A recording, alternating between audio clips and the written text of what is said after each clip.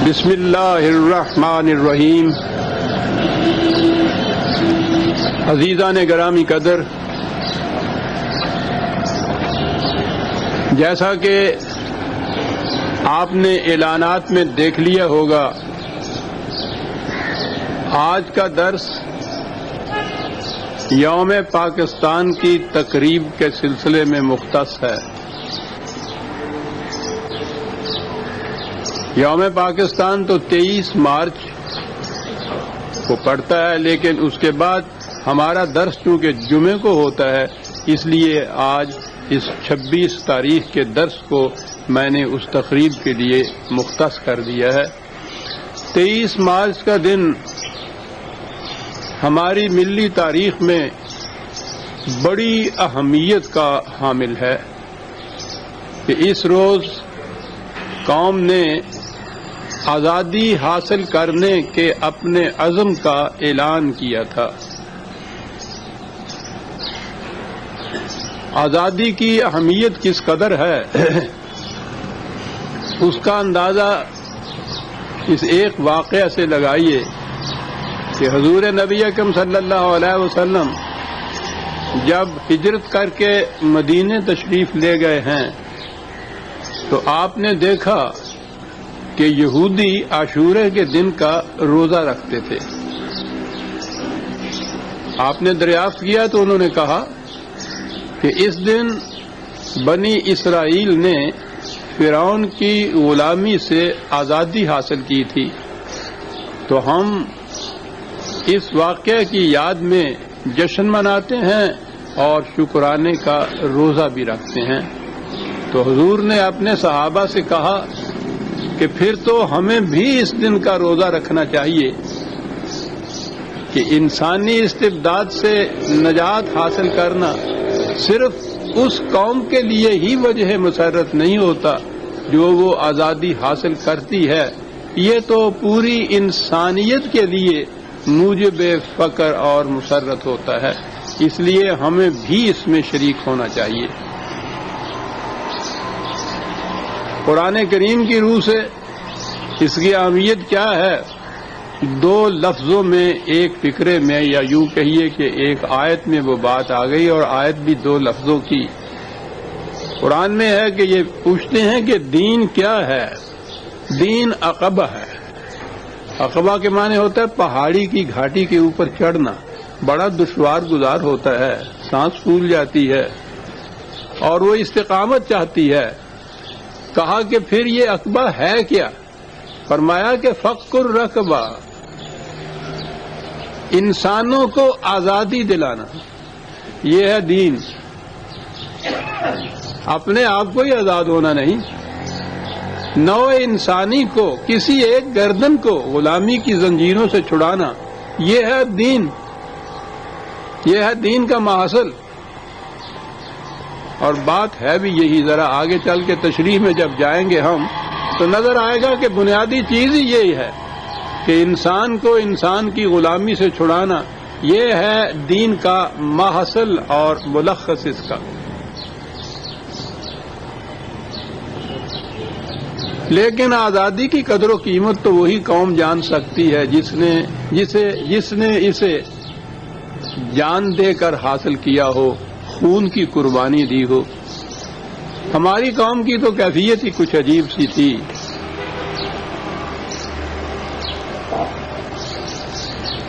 میں اس سلسلے میں جو تحریک پاکستان کہلاتی ہے، یہ مطالبہ پاکستان، اس کے متعلق جو بار بار آپ احباب کے گوش گزار کرتا ہوں، گزشتہ 30 سال سے مسلسل لکھتا چلا آ رہا ہوں، تو اس لیے کہ میں خود اس جنگ میں شریک تھا۔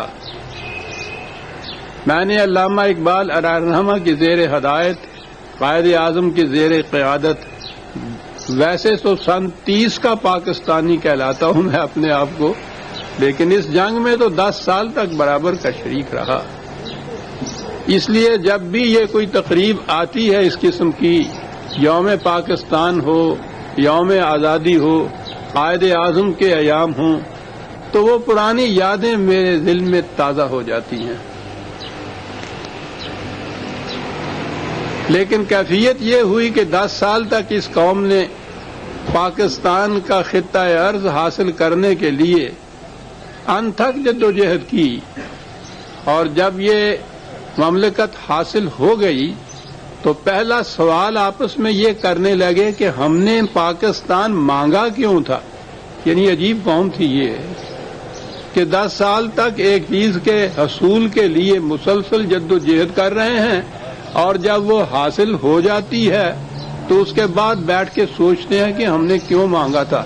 وہ تقسیم سے پہلے ہمارے ہاں ایک عام طور پہ مشہور تھا کہ ہندو پہلے سوچتا ہے بعد میں کرتا ہے، سکھ پہلے کرتا ہے بعد میں سوچتا ہے، مسلمان نہ کرتا ہے نہ سوچتا ہے۔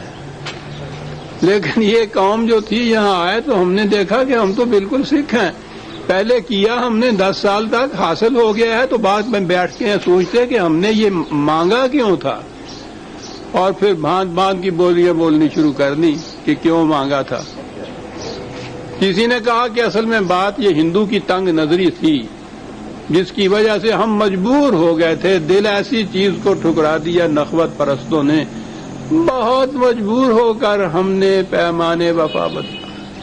یعنی اگر ہندو تنگ نظر نہ ہوتا تو پھر اس کی ضرورت نہیں تھی، ہم وہیں رہتے۔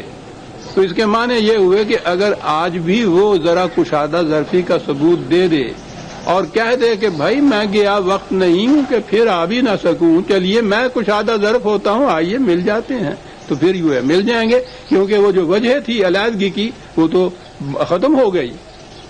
کسی نے کہا کہ نہیں صاحب یہ معاشی مسئلہ تھا، اصل میں یہ بڑے بڑے سیٹھ لوگ اور بڑے بڑے سوداگر اور بڑے بڑے ذمہ دار یہ دیکھتے تھے کہ ہندوؤں کی موجودگی میں انہیں شبہ شب ملینئر بننے کے مواقع نہیں ہیں، اس لیے اپنی مملکت ہوگی تو اس میں خوب لوٹ کھسوٹ ہوگی، تو گویا اس کے لیے یہ حاصل کیا تھا پاکستان۔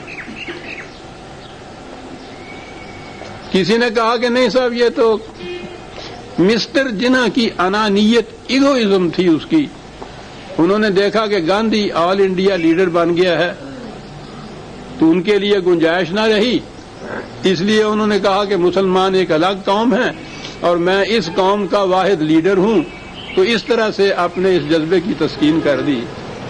اندازہ لگائیے اب یہ کچھ کہنا شروع کیا اور آہستہ آہستہ اب اس مقام پہ پہنچ گئے بدقسمتی سے ہم کہ سوال یہ اٹھایا جا رہا ہے کہ پاکستان کا تصور کس نے دیا تھا، اس اسکیم کا خالق کون تھا۔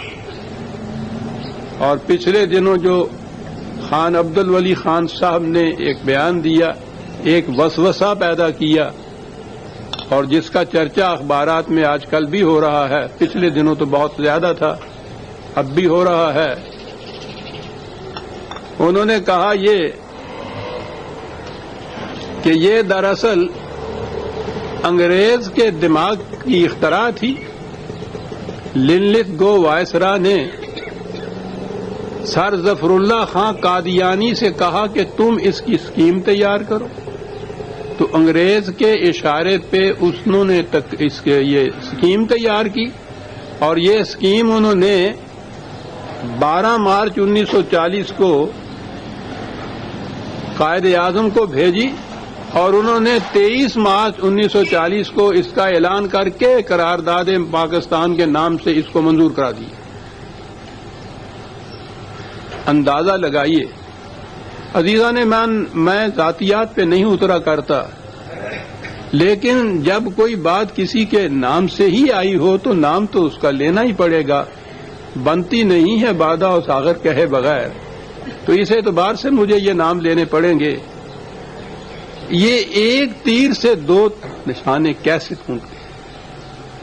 خان ولی خان صاحب پاکستان کے آخر تک مخالف رہے، ان کی جماعت مخالف رہی، اس کے الرغم یہ پاکستان بن گیا۔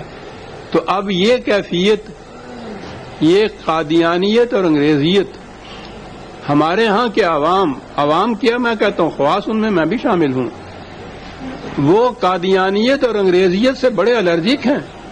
ذرا کسی سے کہیے کہ اس میں کسی مرزائیت کا شائبہ تھا یا مرزائی اس کا حامی تھا، وہ مشتعل ہو جاتے ہیں ہمارے عوام، اور انگریز کے ساتھ انگریز کا آلائے کار ہونا تو بدترین